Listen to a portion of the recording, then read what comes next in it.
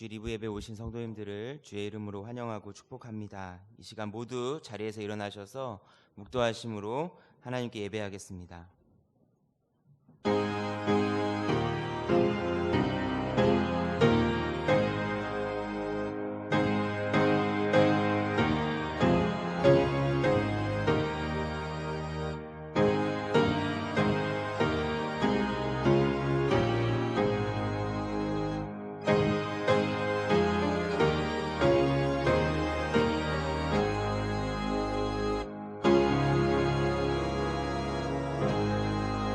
문들아 너희 머리를 들지어다. 영원한 문들아 들릴지어다. 영광의 왕이 들어가시리로다. 영광의 왕이 누구시냐? 강하고 능한 여호와시요 전쟁에 능한 여호와시로다. 문들아 너희 머리를 들지어다. 영원한 문들아 들릴지어다. 영광의 왕이 들어가시리로다. 영광의 왕이 누구시냐? 만군의 여호와께서 곧 영광의 왕이시로다. 아멘. 전능하신 하나님, 온 세상 만왕의 왕이 되시고 우리의 영광의 왕이 되어주심에 감사를 드립니다. 두렵고 혼란스러운 세상 속에서도 하나님의 뜻과 하나님의 통치하심을 기억하며 믿음으로 살아가는 우리 모두가 될 수 있도록 인도하여 주시옵소서. 이 시간 드려지는 이 예배를 기쁘게 받아주시고 이 예배를 통해 하나님만 홀로 영광받아 주시옵소서. 모든 영광과 존귀를 하나님께만 올려드리며 살아계신 예수님의 이름으로 기도드립니다. 아멘. 하나님께서는 회개하는 영을 기뻐하십니다. 한 주간의 삶을 돌아보며 주님 앞에 참회의 기도를 드리겠습니다.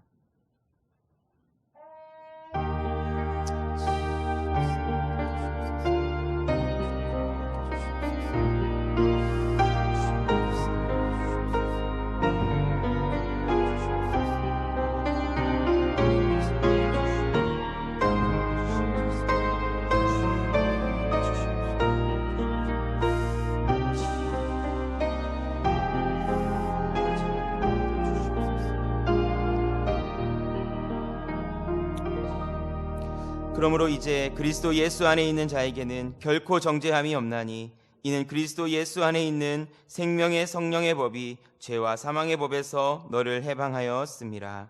아멘. 사도신경으로 우리의 신앙을 고백하겠습니다. 전능하사 천지를 만드신 하나님 아버지를 내가 믿사오며 그 외아들 우리 주 예수 그리스도를 믿사오니 이는 성령으로 잉태하사 동정녀 마리아에게 나시고 본디오 빌라도에게 고난을 받으사 십자가에 못 박혀 죽으시고 장사한 지 4일 만에 죽은 자 가운데서 다시 살아나시며 하늘에 오르사 전능하신 하나님 우편에 앉아 계시다가 저리로서 산자와 죽은 자를 심판하러 오시리라. 성령을 믿사오며 거룩한 공회와 성도가 서로 교통하는 것과 죄를 사하여 주시는 것과 몸이 다시 사는 것과 영원히 사는 것을 믿사옵나이다. 아멘.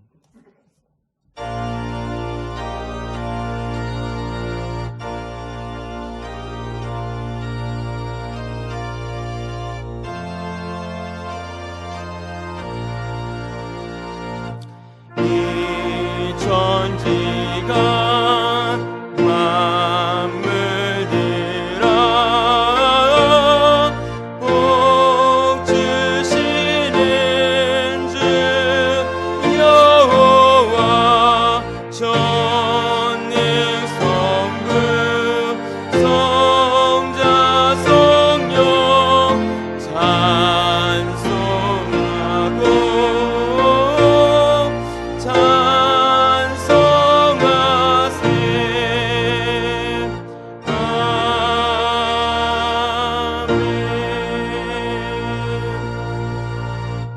교동문 16번 시편 28편 말씀을 함께 교독하겠습니다.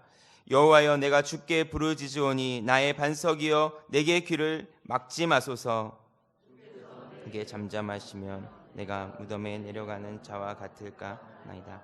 내가 주의 지성소를 향하여 나의 손을 들고 주께 부르짖을 때에 나의 간구하는 소리를 들으소서. 악인과 악을 행하는 자들과 함께 나를 끌어내지 마옵소서. 그들은 그 이웃에게 화평을 말하나 그들의 마음에는 악독이.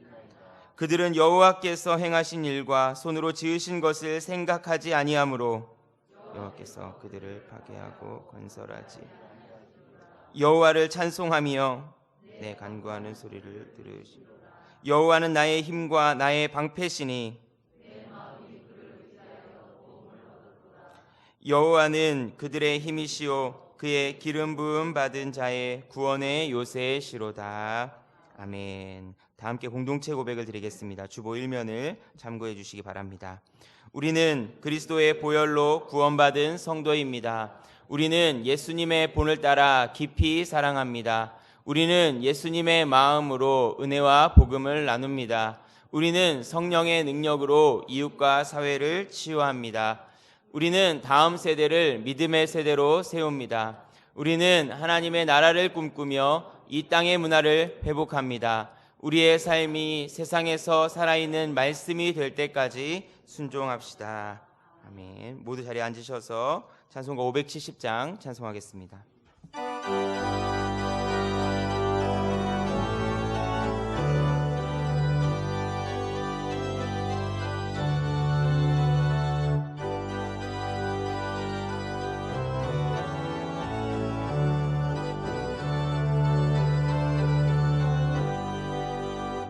주는 나를 기르시는 목자요, 나는 주님의 귀한 어린 양.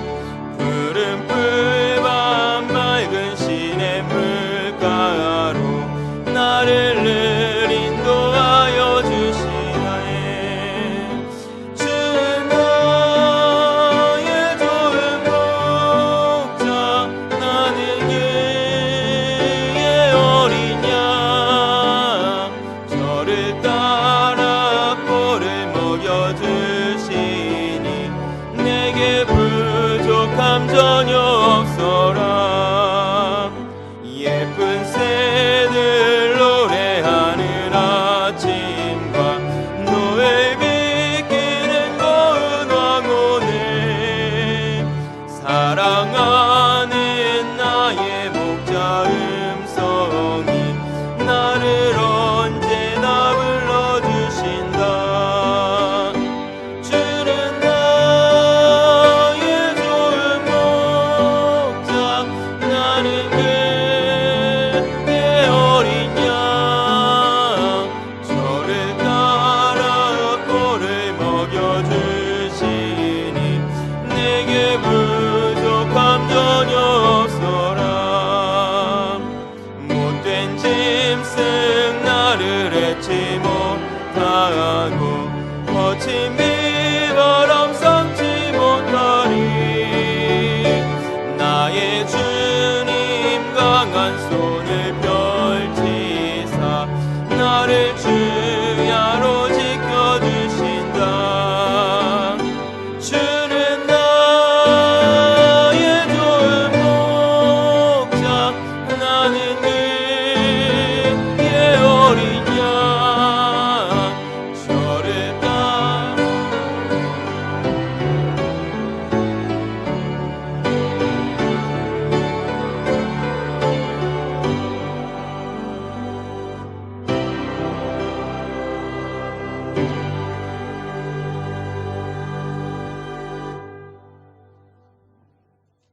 긍휼을 베푸시는 하나님 아버지, 존귀와 위엄이 충만하신 하나님께 영광을 올려드립니다.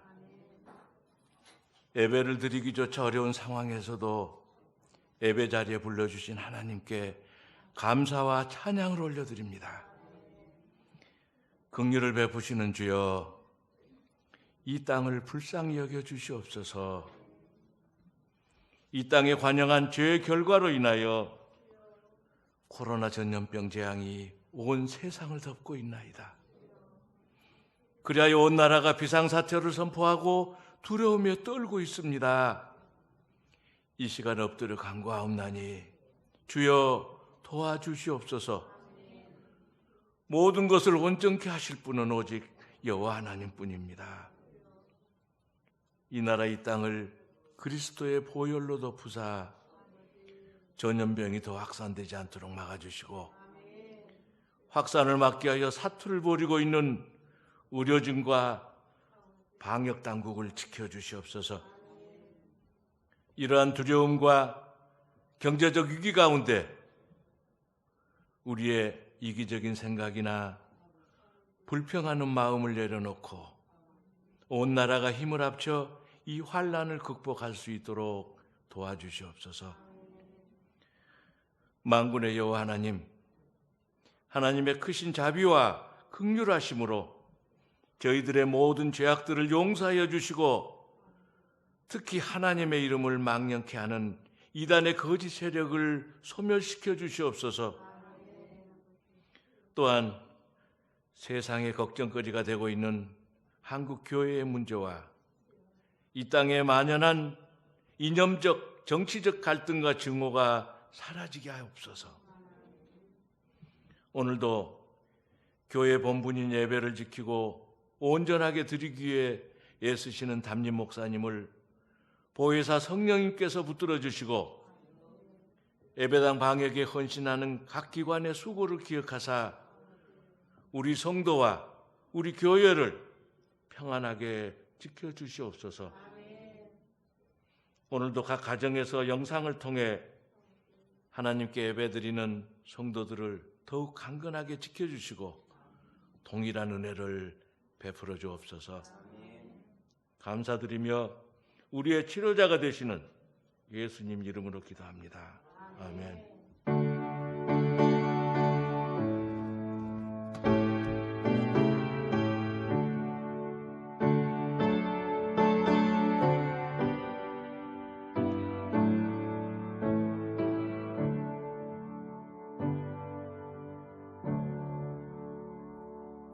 다 같이 일어나셔서 하나님께 드린 예물 봉헌하겠습니다.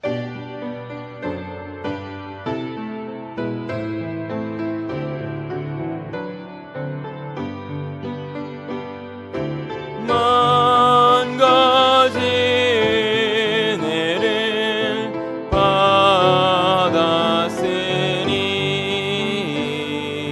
내 평생 슬프나 즐거우나 이 몸을 온전히 주님께 바쳐서 주님만 위하여 늘 살겠네.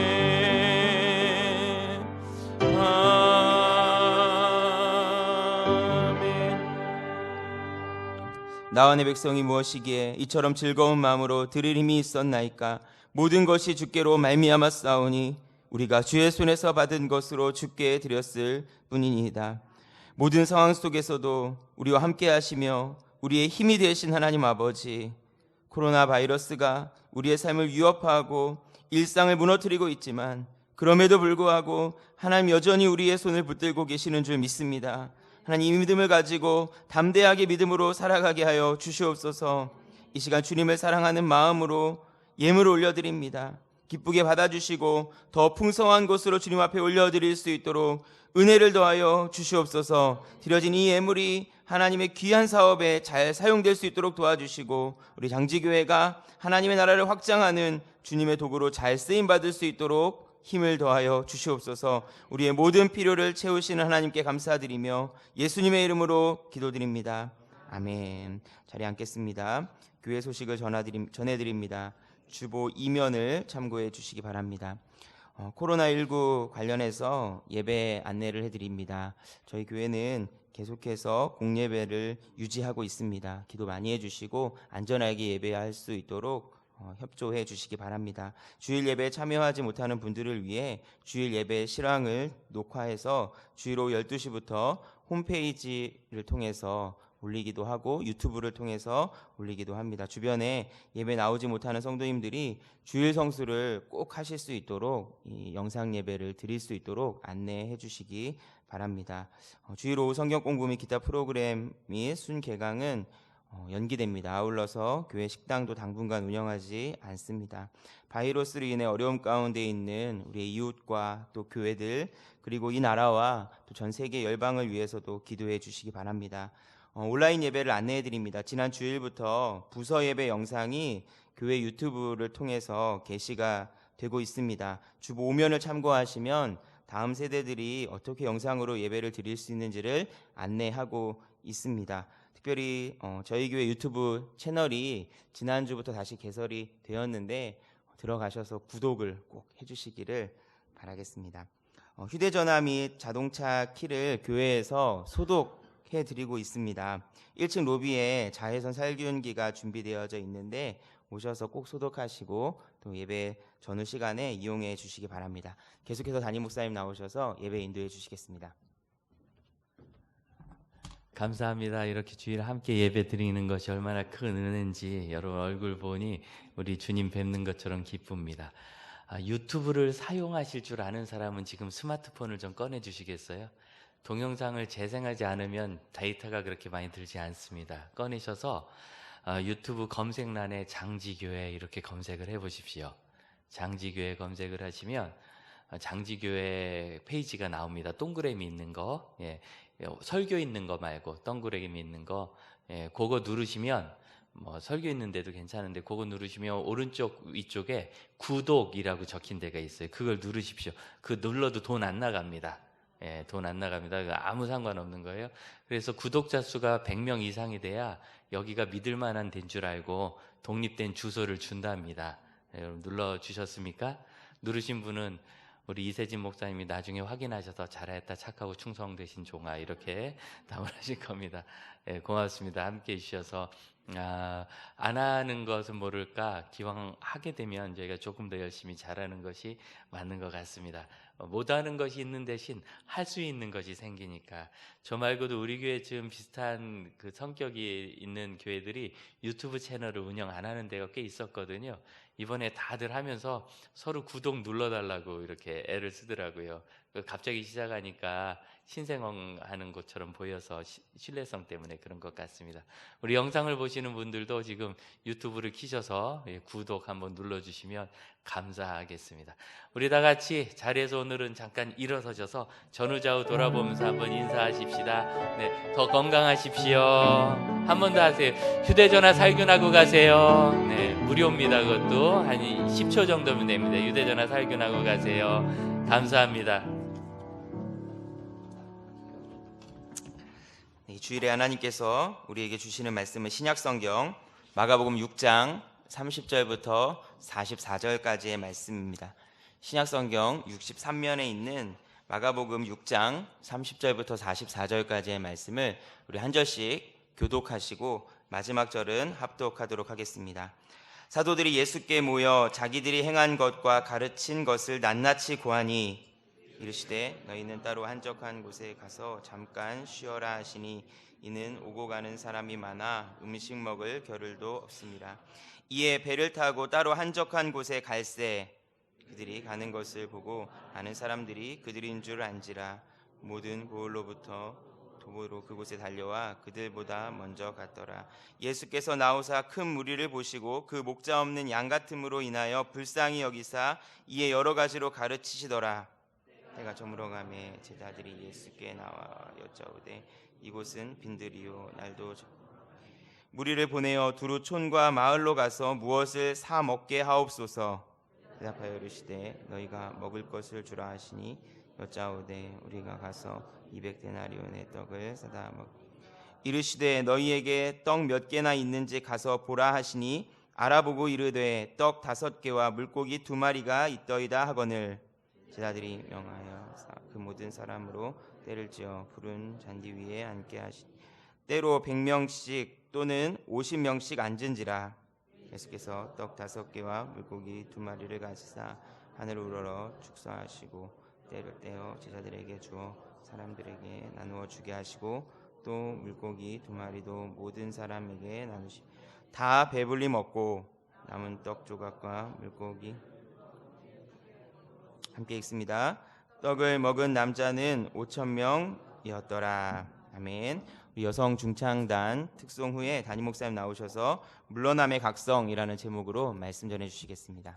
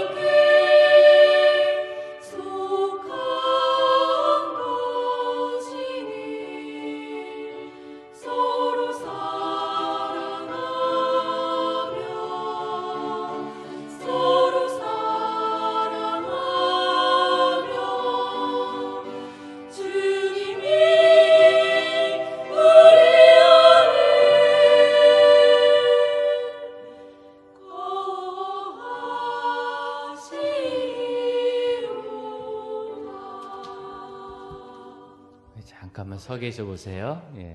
예. 굳이 이렇게 중창단 찬양한 거 우리가 벌써 못 만난 지 한 달이 됐습니다. 한 달이 다 가는데 매일 목사 얼굴, 장로님 한 분 얼굴만 이렇게 보지 말고 성도들 얼굴도 화면에 한번 나오라고 그래서 많이 보시라고. 우리 맨 끝에도 선효선 집사님, 강문긴 집사님하고 지아 지성의 엄마시고 요즘 선생님으로서 후반기 인생을 잘 살고 계십니다. 우리 강 집사님이 멀리 인천까지 출퇴근하는데 참 부지런해요. 잘하시고 네, 아주 우리 지아가 이렇게 갓난쟁이 때 교회에 나와서 새벽 예배 엄마 아빠 따라 할 수 없이 나와가지고 울지 않고 설교 잘 듣던 게 제가 자주 기억납니다. 또 우리 이미숙 집사님, 우리 교회 제일 오래된 우리 성도 중에 한 분이고요. 네, 남편 이용무 경제 요식업 관련된 일 섬기고, 창석이 군대에서 조기 제대 당했습니다. 휴가 났다 못 들어가고 있어요. 그래서 그냥 제대하기로. 그다음에 최연이가 이번에 학교 잘 가서 대학생 되고, 우리 남옥순 집사님이 어머님이십니다. 감사하고요. 또 이지선 집사님, 선제 예원이 우리 카페 가끔 이렇게 스마트폰 좋아하는 어린이들 그리고 아빠 박진수 형제가 찬양대 같이들 이부에서 섬겼었습니다. 또 김미경 집사님, 제 고향 후배고요. 안흥수 집사님이 고향 선배입니다. 원래 알던 사람은 아닌데 나중에 보니까 결혼했더라고요. 성국이, 성민이, 영화, 이 중에서 제일 언니예요. 오늘 이 중창팀은 50세 미만으로 구성하는 걸 목표로 해가지고 성공해서 커트라인에 걸렸습니다. 보기보다 언니입니다. 그래서 우리 영화가 고3으로 예술하고, 큰아들이 클라리넷하고 그렇습니다. 클라리넷 잘해요. 마지막에 우리 늘 찬양 섬겨주는 김계영 집사님, 여러분 주차장 섬기는 황병구 집사님 있죠, 1층에서. 두 분이 섬기는데 둘 중에 싸움 잘하게 생긴 사람이 남편입니다. 그렇게 하고, 또 민재 예원이가 청소년부와 어린이부서에서 지금 잘 생활하고 있습니다. 우리 김계영 집사님은 선생님이고, 또 남편은 개인업 하시면서 요즘 지방 근무가 많습니다. 다 귀한 가족들, 우리 다 한 가족처럼 지냈는데 못 만난 지 오래돼서 한번 이렇게 선 김에 소개해드렸습니다. 이제 다시는 안 한다 그러겠다. 자, 우리 인사할 때 우리 한번 박수합시다. 인사. 감사합니다. 감사합니다.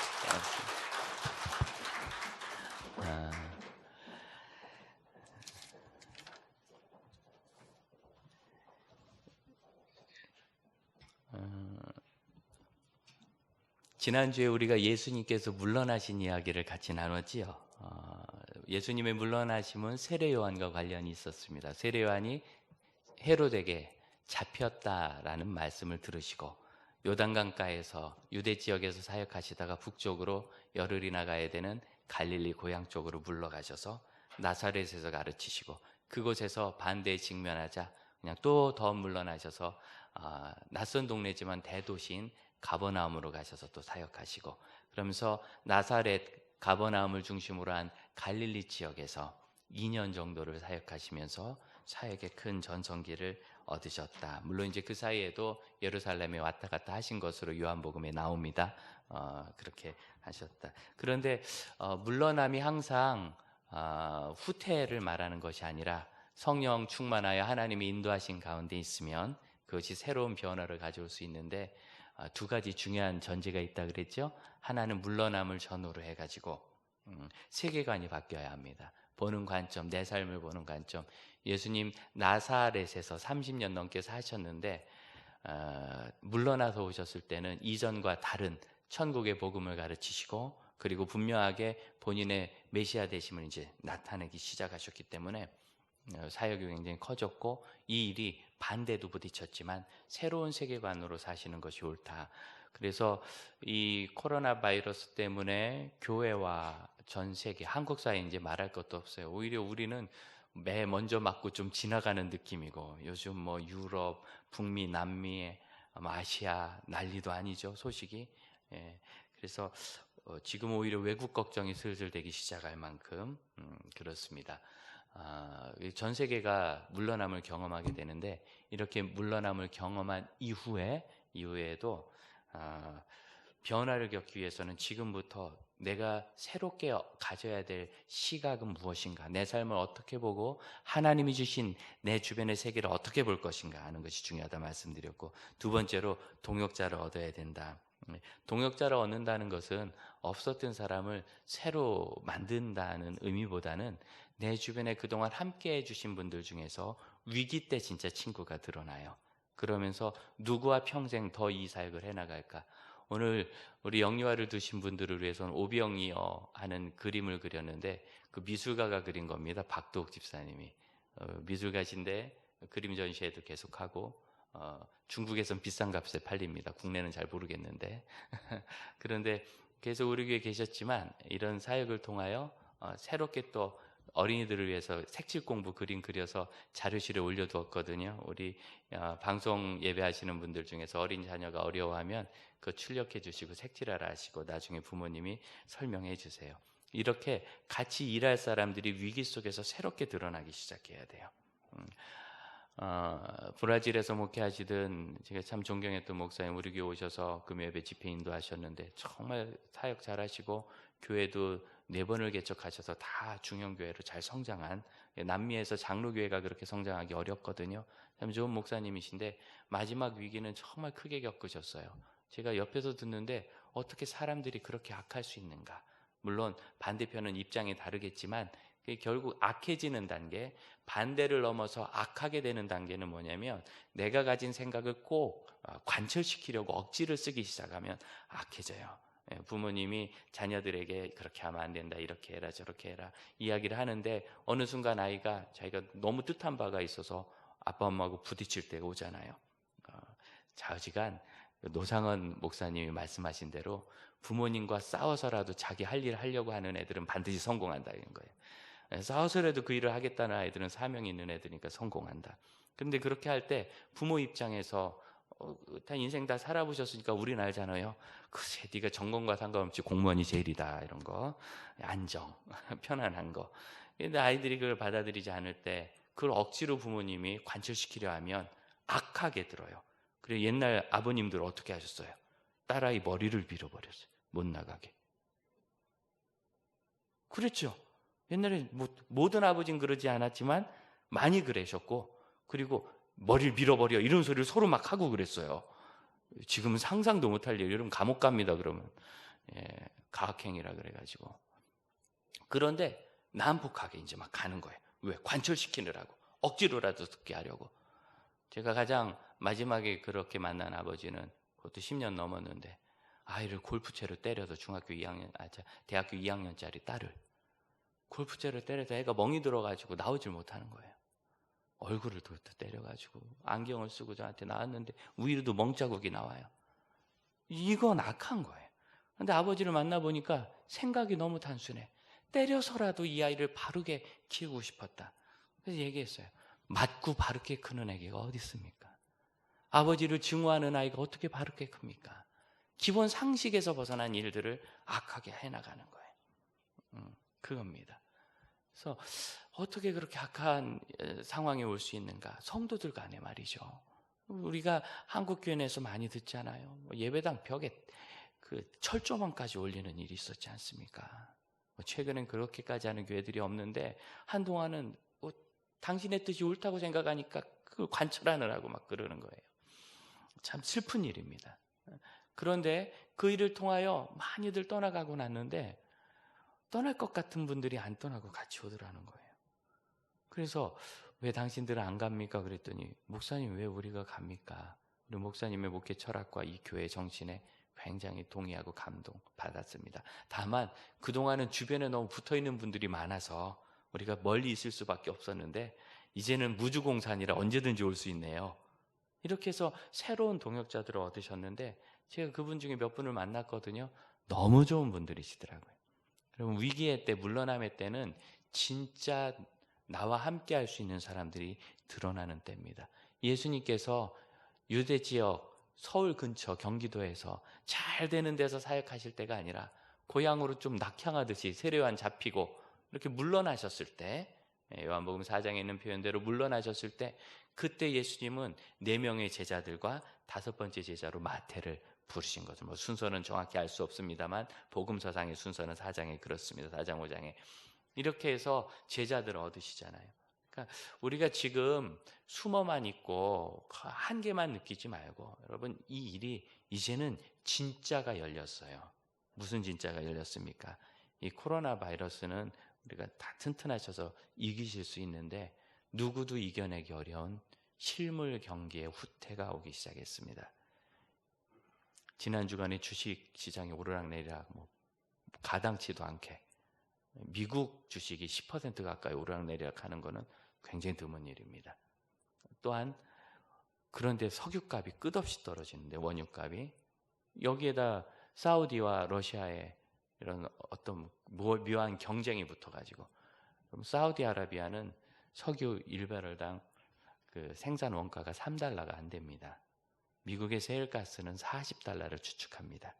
국가에서 보조해줘도 $30 밑으로 넘어가면 미국의 그 많은 세일 업체들 지금 전 세계에서 제일 큰 산유국은 미국이거든요. 세일가스 때문에 그 다 문 닫게 되는 거예요. 한 나라 경제의 중간 기반이 그냥 주저앉는 겁니다. 그래서 이 석유값 떨어지는 것이요. 이게 원래 경기가 후퇴하면 자연스럽게 떨어져야 되는데 지금은 부자연스럽게 억지로 떨어뜨려서 본인들이 이제 합의하겠죠. 치킨 게임이 옛날에 우리나라 반도체 싸움하듯이 그렇게 가기는 어려우니까. 그렇지만 쉽지 않은 일이고 제일 심각한 게 뭐냐면 금 가격이 떨어졌다는 거예요. 원래 이런 위기가 생기면 안전자산이라 해서 금값이 막 오르게 돼 있습니다. 오르는 듯 하더니 갑자기 떨어져요. 왜? 직장이 어떻게 될지 모르니까 금이라도 팔아야 되겠다 하고 금을 내놔서 금 가격이 떨어지고 있다. 이런 위기는 IMF 때도 2008년 서브프라임 모기지 때도 없었던 현상이라 합니다. 그렇다면 전 세계적인 실물 경기 후퇴가 우리 상상 이상으로 클 수 있다. 이렇게 보게 되고요. 우리나라에서만 이번 바이러스 사태 때문에 경제적인 손실을 200조, 누가 계산했는지 모르겠어요. 200조를 계산해서 이야기하더라고요.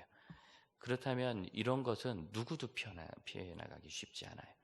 쓸데없는 긴장감은 가질 필요 없겠지만 인식해야 되고 그 속에서 그냥 물러나서만 되는 것이 아니라 함께 해나갈 사람들을 만나고 그럼 사람이 자산이에요. 이제는 땅, 집 어떤 것이 아니라 사람과 만남과 신뢰가 자산이 되는 때가 옵니다. 그래서 이 일을 믿음 안에서 진짜 믿을 수 있는 동역자들을 얻어야 됩니다. 그리고 오늘 세례 요한과 관련된 물러나다라고 표현되어 있는 두 번째, 이제 복음서에 있는 두 번이거든요.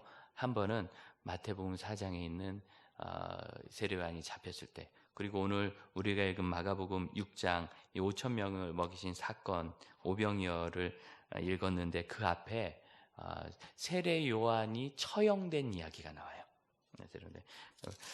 6장 14절을 보시면 예수님의 이름이 드러나셨어요. 유명해지셨어요. 그러자 헤롯 왕이 듣고 세례 요한이 죽은 자 가운데서 살아났다. 이건 원래 헤롯 왕의 평가는 아니었습니다. 누가복음 9장을 보면 헤롯 왕 주변에 있는 신하들이 어떤 사람은 세례 요한이 죽었다 살아났다. 어떤 사람 엘리야가 또 나타났다. 이 엘리야가 말세에 나타난다고 유대인들에게 돼 있거든요. 그리고 또 한 사람은 과거에 구약의 선지자 중에 한 사람이 부활한 것이다. 이런 이야기를 하는데 이 여러 가지 이야기 중에서 이 헤롯 왕에게는 세례 요한이 죽었다 살아났다라는 이야기가 가슴에 쿵 하고 와닿은 거예요. 왜 그러냐면 세례 요한을 가두기는 했지만 이 헤롯은 예수님이 태어날 당시 아기를 죽였던 흔히 헤롯 대왕이라고 한 그 왕의 아들입니다. 아들로 이스라엘 전체를 다스리지 못하고 로마의 허락을 받아서 갈릴리 일대와 그 다음에 요단강 동편을 이제 지금의 요르단 땅이죠. 요단강 동편을 그 베레아라고 하는데 이 베레아 지역을 다스리던 분봉왕, 나누어진 지역을 다스리는 그런 왕이었어요. 그런데 이 분봉왕 헤롯이 세례 요한을 가두었지만 요한을 진짜 선지자로 알았기 때문에 두려워서 요한을 처벌하지 못하고 감옥에 가둬만 뒀는데 이렇게 저렇게 밀리면서 어쩌다가 자기 말에 덫이 돼가지고 결국 세례 요한을 참수 목을 쳐서 죽이는 그런 끔찍한 일을 합니다. 그리고 나서 늘 두려웠던 거죠. 여러분 생각해 보세요. 예수님께서 하신 놀라운 말씀들 천국 복음 구원의 복음, 사랑의 이야기, 기적 이런 이야기를 들을 때 여러분 들으면 어떻겠어요? 야, 신기하고 만나보고 싶고 가보고 싶고 그러지 않겠어요? 근데 헤롯은 두려운 거예요. 그 이야기를 들을 때. 같은 이야기를 들어도 지금 헤롯은 두려워요. 두려워서 이 예수님을 내가 한번 만나봐야 되겠다 라고 생각을 해요. 누가복음 9장을 보면. 그래서 만나겠다는 생각을 예수님이 들으셨어요. 여러분 마태복음 14장으로 한번 가보시겠습니까? 14장 13절 보면 예수께서 들으시고 소문을 들었다는 얘기예요. 소식을. 무슨 소식이냐? 헤롯이 예수님에 대해서 굉장한 관심을 갖고 내가 한번 만나봐야 되겠다 이렇게 생각하고 있다는 이야기를 들으시고 그래서 배를 타고 떠나서 빈들로 가셨어요. 이 빈들은 말 그대로 아무것도 없는 들, 허벌판, 황무지는 아닙니다. 이쪽 갈릴리 지역의 들은 남쪽 유대 지역처럼 광야는 아니지만 그래도 어쨌든 아무것도 없는 들이에요. 이 들로 가셨는데 무리가 듣고 여러 고을에서 예수님을 따라 나왔다. 이제 오병이어가 여기 기록되어 있는 거거든요. 그러니까 마가복음 6장과 같은 병행하는 본문입니다. 그런데 여기서 들으시고 배를 타고 떠나사 빈들에 가시니 이렇게 됐는데 떠나사와 가시니가 헬라어 성경은 한 단어입니다. 한 단어로 이 단어가 바로 물러났다라는 단어입니다. 그래서 마태복음 4장 12절 예수님께서 세례 요한이 잡히셨다는 소식을 듣고 갈릴리로 물러나셨다 할 때 그 단어와 이 13장에 예수께서 헤롯이 세례 요한을 죽인 다음에 예수님을 만나고 싶어 한다는 소리를 듣고 배를 타고 물러나셔서 빈들로 가셨다 이 뜻이에요. 어디로 물러났는가? 예수님의 사역하셨던 가버나움은 분봉왕 헤롯이 지배하던 지역입니다. 여기서 물러서 이 베세다 지역 빈들로 가면 그곳은 헤롯의 동생인 빌립이 다스리던 곳입니다. 제가 지난주에 실수한 게 있더라고요. 막 설교하다가 그 헤롯이 자기 형수를 아내로 맞는 죄를 범했다 했는데 형수가 아니라 동생입니다. 동생. 근데 왜 제가 이 실수를 했는가? 내가 왜 이렇게 실수했지? 설교문을 제가 듣다가 그랬는데 왜 그러냐면 이 동생으로 번역되어 있는 단어 마가복음에 보면 동생으로 되어 있거든요. 이 단어가 원래는 동생이라는 헬라어가 아니라 형제라는 말입니다. 위아래가 없어요. 그러니까 위 형인지 아래 동생인지 모르는데 헤롯, 분봉한 헤롯의 동생 중에 빌립이라는 분봉왕이 있습니다. 그 사람이 다스리던 곳이 베세다입니다. 마주보고 있어요. 있는데 헤롯 가게가 굉장히 복잡해요. 일단 공인된 아내만 6명. 아버지 헤롯, 헤롯의 아버지가 공인 아내 6명이고 공인된 자녀가 14명입니다. 비공인은 또 더 많아요. 그리고 빌립도 2명 이상이 있어요. 그래서 형제 빌립의 아내라고 되어 있거든요, 원문에. 어떤 학자들은 형수라고 이해를 해요. 근데 우리 그냥 개역성경은 동생으로 번역을 한 거예요. 그럼 왜 형제라고 번역을 안 했느냐? 한국말로 형제 그러면 그냥 저랑 장로님처럼 형제 이렇게 이해를 해요. 친가족으로 생각을 하는. 왜냐하면 가족끼리 아내를 뺏는다는 게 상상이 안 가니까. 그래서 이것이 친형제다. 사실 이복형제인데 이복형제다라는 걸 강조하려고 어쨌든 할아버지 형제니까 그래서 형제, 동생이란 말을 넣은 겁니다. 친형제 이렇게 하기가 어려우니까 그래서 넣고 사실은 형인지 동생인지 모르지만 개역성경이 동생이라 했으니 우리는 동생으로 기억하는 게 좋겠습니다. 그래서 제가 여러 가지 신학서적을 읽다 보니까 누구는 형수라고 그러고 누구는 동생의 아내라고 그러고 이런 게 막 헷갈려가지고 입에서 나온 대로 얘기했더라고요. 그리고 제가 좀 사과를 드리고 이 동생의 아내를 이렇게 취했을 때 그 예수님은 물러나실 때 분봉왕 헤롯의 땅에서 빌립 헤롯의 땅으로 옮겨가신 거예요. 그런데 거기는 아무것도 없는 빈들입니다. 말 그대로 사역지를 통째로 내놓고 물러나신 거예요. 그 물러나셨었는데 사람들이 막 따라와요. 그 장면을 그려보세요. 예수님께서 바닷가 마을 가버나움에서 갈릴리 호수 북서쪽입니다. 베세다는 동북쪽입니다. 그래서 동북쪽으로 배를 타고 이동하시는데 거기는 이제 호수를 중간으로 가르치는 거 아니고 호수 북쪽 해안을 따라가게 돼 있어요. 마을 사람들이 보니까 예수님 배가 저리 간단 말이에요. 그러니까 오늘 예수님 만나고 싶었던 사람들이 배 가는 쪽으로 계속 따라가는 거예요. 그래서 마가복음을 보면 예수님이 그곳에 그 빈들이 있는 곳에 도착했더니 이미 군중이 모여 있어요.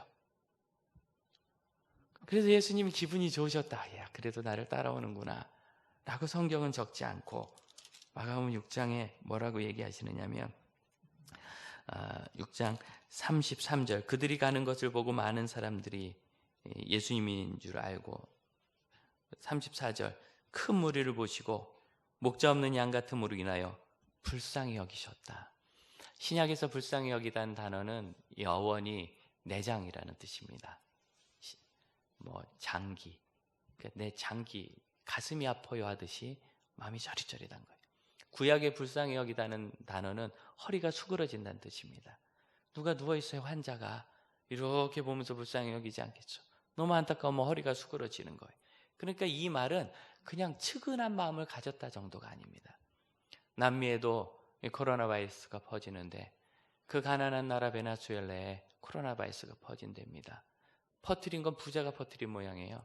그 사람이 어디 여행을 갔다 왔는지 이태리를 갔다 와서 전파가 되기 시작했답니다. 피해는 가난한 사람들이 입습니다. 베네수엘라는 한때 그 나라 석유 매장량이 많거든요. 근데 이 사회주의 경제 모델을 실현한다고 이미 실패한 걸 왜 자꾸 하나 모르겠어요.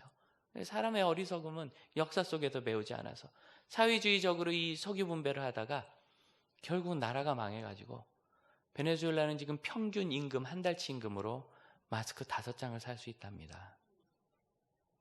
그 사람들이 이 바이러스를 어떻게 피해가겠어요? 약은 구하겠어요?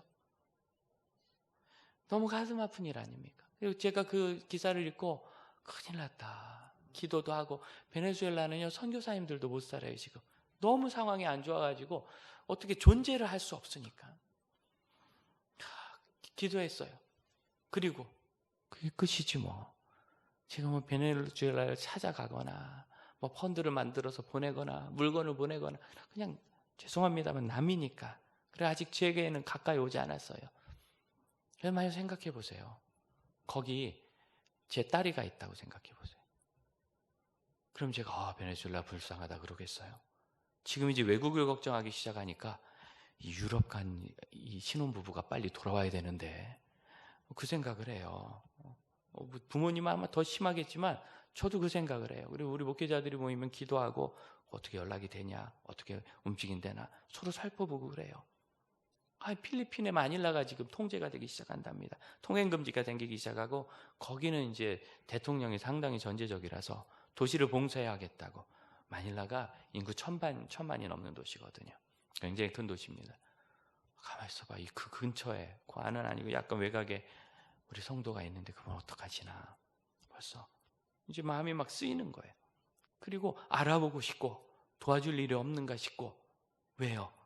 이건 그냥 불쌍하고 안타까운 게 아니라 나에게 관계가 있고 관심 있는 사랑하는 가족이기 때문에 그렇습니다. 제가 이 전염병 사태 속에서 교회를 어렵게 보는 건 뭐냐면 우리가 가족이거든요. 이번에도 보면 누군가 한 사람 감염됐다 그럼 그분의 엄마나 뭐 아내나 남편, 자녀가 계속 옮겨지죠. 가족은 밀접하기 때문에 그래요. 교회는 이런 전염병에 약할 수밖에 없어요. 우린 밀접하니까. 그러나 대신 교회가 믿는 것 하나는 성도들 한 사람 한 사람이 상당히 절제된 생활을 하시기 때문에 아무래도 외부에서 감염 위험은 참 최근에 있는 것처럼 사기당하고 속는 일만 없으면 꽤 적은 편이에요. 그래도 여기 지나갈 수 있으니까. 제가 오늘도 음식점 많은 교인 보고 그랬습니다. 음식점에 손님이 와야 돼요? 안 와야 돼요? 와야 돼요. 안전하려면 문 닫으면 되지만 어떻게 그렇게 와야죠. 그럼 오다 보면 감염자가 지나갈 수 있죠. 감염자가 지나가는 건 문제 안 돼요. 이틀 문 닫으면 되니까. 그런데 그 안에서 누구에게 옮았다 이러면 이제 음식점이 어려워져요. 그러니까 옮기지 않도록 조심해요. 계속 소독 계속 하시고. 요즘엔 그냥 닦아낼 수 있는 좋은 것들 많으니까. 자꾸 신경 쓰는 것이 가족이기 때문입니다. 우리가 교인들이 그렇게 가족이라 친밀하기 때문에 여기서 예의 지키는 것이 어려운 거예요. 오늘 제가 변한 게 하나 있죠. 광고하면서 인사하자고 할 때 마스크를 안 썼어요. 지난주까지는 쓰고서 했는데 왜 그럴까요? 여러분 전체가 지금 다 마스크를 하고 계세요. 여러분이 잘하시니까 제가 이제는 할 필요가 없어요. 이게 인식이고 교육이고 또 각성이고 행동의 습관이거든요. 우리가 이 전염병이 지나는 동안은 친밀한 가족인데 이걸 철저하기가 어려운 거예요. 너무 반가우니까, 너무 좋으니까. 여러분, 이것이 사랑입니다. 예수님께서 이 불쌍히 여기셨다는 것은 안 됐네, 이게 아니에요. 시원하네, 안타깝네, 이게 아니라 마음, 내장이 움직이는, 허리가 구부러지는 깊은 사랑으로 그걸 보세요. 보고 나니까 어떻게 해요? 길을 찾으시는 거예요. 그래서 어떤 길을 찾으셨어요? 우리가 읽은 성경을 보니까 말씀을 가르치셨다고 하고, 마태복음 14장에서 뭐라고 하시느냐면 그들을 불쌍히 여기사 병을 고쳐주셨다 그래요. 그러니까 여러분, 이날 집회는 예수님께서 설교만 하신 집회가 아니라, 저도 이렇게 하면 좋겠어요. 설교하다가 병자 고치고, 또 거기에 대해서 하늘나라를 전해주시다 귀신 쫓고, 장애인 고쳐주고, 막 기적이 막 일어나면서 하루 종일 말씀이 전파되니까 그거 보고 그 안에서 은혜 받아서 배고픈 줄 모르고 저녁 때까지 간 거예요. 이렇게 딱 설교만 했다 그러면 벌써 점심 때 밥 먹고 합시다, 이거 손 들었을 거예요. 그런데 이런 역동적인 집회가 되니까, 병이 낫고 말씀이 선포되는 집회가 되니까 해 떨어질 때까지 배고픈 줄 모르고 그 2만 5천 명 되는 많은 사람들이 모여가지고 그냥 있었어요. 먹을 게 없죠. 여러분, 예수님이 그들을 사랑하시니까 어떻게 하셨느냐면, 약간 부정행위 같아요. 보리떡 5개, 물고기 2마리, 요만큼 음식 가지고 2만 5천 명을 먹이고도 남았어요. 여러분, 이거는 정직한 게 아닙니다. 요만큼이면 한 사람 먹고 끝나야 됩니다. 그게 정직이죠? 아니에요? 약간 예수님 반칙하시는 거 아닙니까? 이거 가지고 그렇게 많이 먹으면? 그럼 예수님은 하나님이시지만 이 세상에 계실 때는 철저하게 사람으로 계셨어요. 그래서 배고플 때, 굶으면 고프셨어요. 예수님도 비 오면 맞으셨고, 때리면 맞으셨고, 끌고 가면 끌려가셨어요. 그리고 슬퍼하셨고 우셨어요. 철저하게 사람으로 사셨어요. 그런데 이 순간만은 사람이 아니신 거예요. 창조자 하나님의 권능으로 기도하시고 이것을 그냥 막 먹여주세요. 자연순리, 예수님 평생 지키셨던 자연순리를 예수님이 지금 스스로 어기고 계신 겁니다. 왜? 너무 사랑하셨기 때문에. 이것을 그냥 기적으로만 보지 말고요, 예수님께서 하나님이 정하신 자연순리를 바꾸신 것을 한번 보세요. 이것이 생명이고 사랑이고 구원이고 은혜입니다. 오래전에 탈북한 아이가 있었는데, 탈북해서 와가지고요, 매일 그렇게 울었어요. 왜 울었냐면, 엄마를 두고 와서. 할머니도 오고 이모도 왔거든요. 근데 엄마는 와둔 거예요. 왜? 올 수 있었는데 혹시 일가족 5명이 가다가 잡히면 누가 옥바라지를 해야 되니까, 이 비상사태가 발생하면 엄마가 옥바라지 하겠다고 엄마는 남았고 나머지 다 탈북했는데 다 성공적으로 온 거예요. 그러고 나니까 와서 엄마 생각이 나가지고, 엄마도 왔어야 되는데, 이거 엄마도 드셨어야 되는데, 저걸 엄마도 보셨어야 되는데, 매일 우는 거예요. 이 아이가 3년 안 돼서 어린아이가 어머니를 구출해 왔어요. 우리 같으면 엄두도 안 나죠. 거기서 어떻게 사람들이 올까? 여러분, 이게 불쌍히 여기는 겁니다. 그냥 불쌍한 거는, 우리도 북한 사람 다 불쌍하잖아요. 하지만 여러분, 누구 구출해 오셨어요?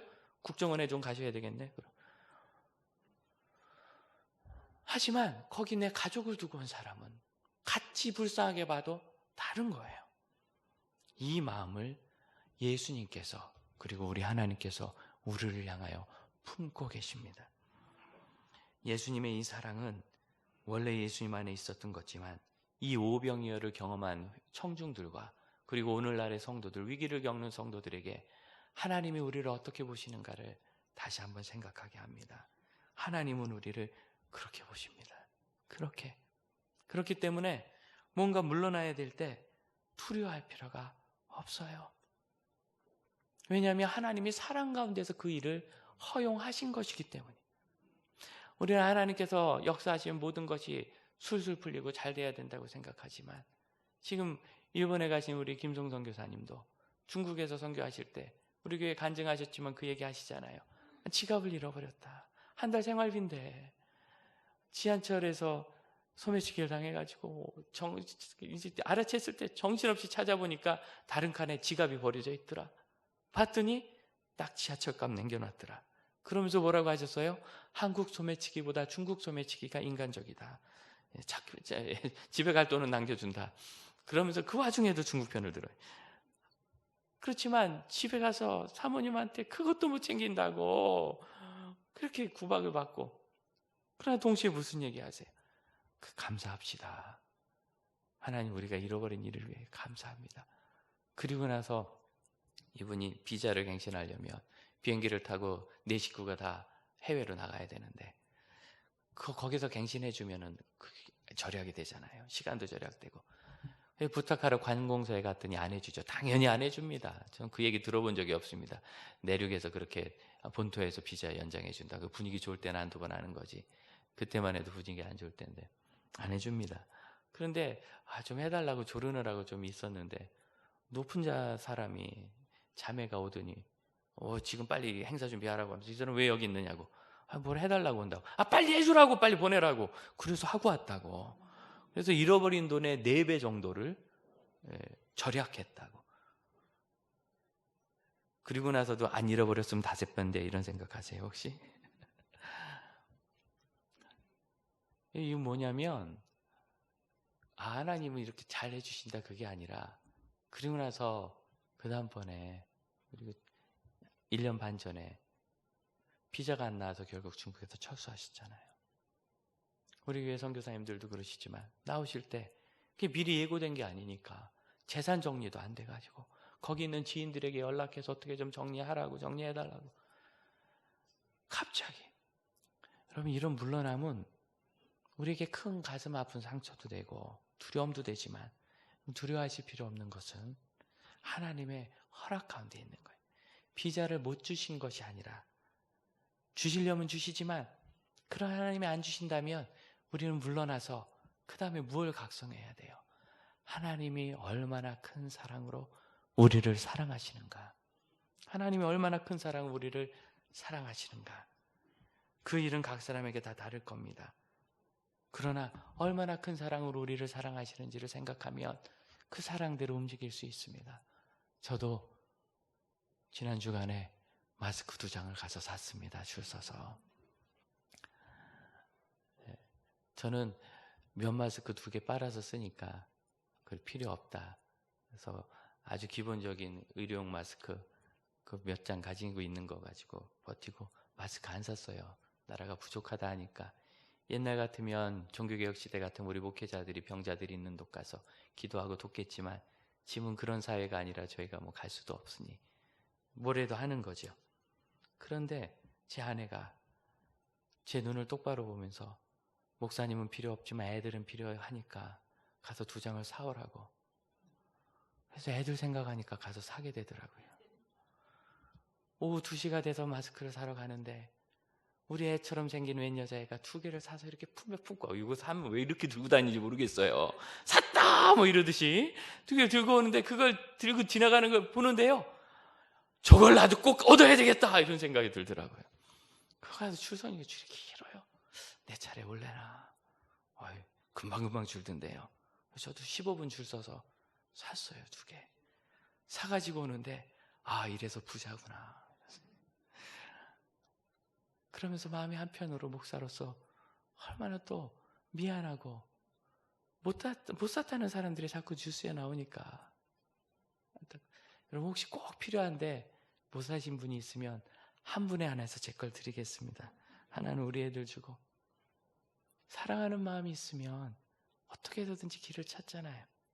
그리고 사랑하는 마음이 있으면 어떻게 해서든지 그 일을 나눌 수 있는데, 왜 그러냐면, 우리가 살아가는 이 삶의 원동력이 우리의 능력에 있지 않고, 여러분, 예수님 물러나셨을 때 오병이어가 어떻게 시작됐다고요?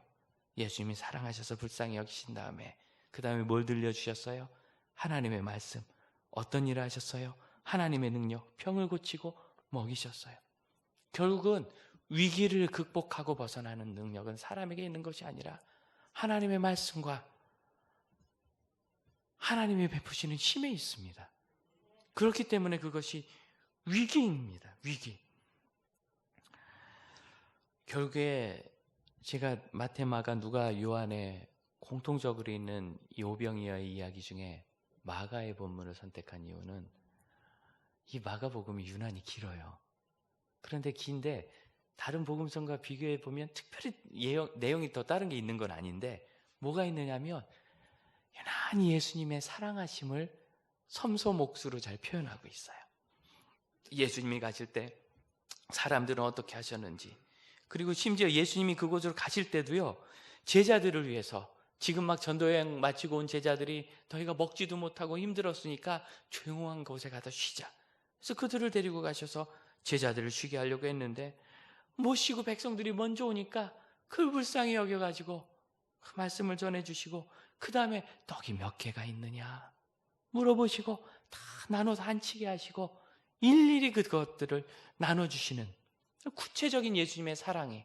그리고 보니까 마가복음은 다른 복음서보다 작지만 예수님이 하셨던 말씀, 설교는 좀 조금 넣고 이런 사건들을 의외로 꽤 길게 기술하면서 하나님의 사랑을 드러내는 걸 봤어요. 묵상해 봤어요. 왜 그랬을까? 여러분, 마가가 물러났다가 하나님의 사랑으로 회복된 사람이잖아요. 바울 일행을 따라서 1차 전도여행 갔다가 구브로 섬 지나면서 포기하고 도망갔다가, 그런데 2차 전도여행 갈 때 회복이 돼서 바나바를 따라 나섰던 제자 아닙니까? 그가 하나님의 큰 사랑 아니면 바울에게 버림받았거든요. 바울에게 버림받으면 용기가 없을 것 같아요, 사역자로서. 그런데 그가 회복되어서 결국 이 마가복음을 기록하는 종이 되었으니 그는 유난히도 하나님의 사랑에 각성된 사람 아니겠습니까? 그럼 이 물러섬의 기간에 하나님의 사랑에 각성되시기를 축복합니다. 그리고 또한 그 사랑을 어떻게 누리고 살까? 그것은 사람의 능력이 아니라 결국 하나님의 말씀과 하나님의 능력이에요. 하나님의 역사, 그런 것을 따라가시는 믿음의 형제 자매들 되시기를 축복합니다. 시원하게 기도합시다. 한번 묵상할까요? 주님, 어떻게 주님을 사랑하고 주님의 뜻을 따르고 주님의 은혜 가운데 있을지. 지금 우리가 삶의 방식을 바꾸어서 하나님의 사랑을 따르기로 결정해야 될 것은 무엇입니까? 하나님의 은혜가 우리에게 어떻게 있습니까? 한번 묵상합시다.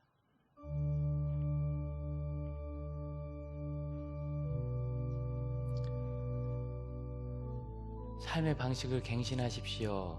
하나님의 사랑을 더 많이 묵상합니까? 일을 더 많이 묵상합니까? 그것을 이루며 해결하는 능력이 나로에게 있습니까? 우리 주님께 있습니까? 물러남의 각성은 하나님의 능력의 각성입니다. 우리 함께 찬양합시다. 오직 주의 사랑에 매여, 오직 주의 사랑에 매여 내 영 기뻐 노래합니다.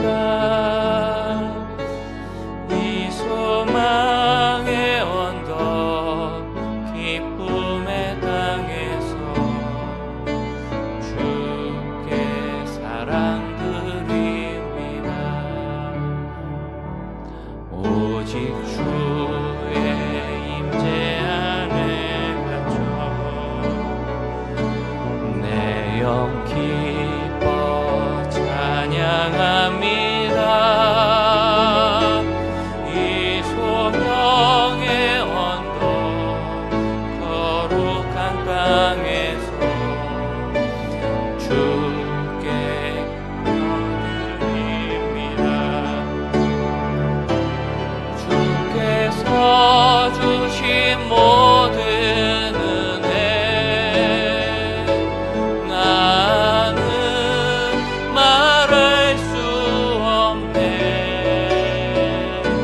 내 영혼 즐거이 주 따르렵니다.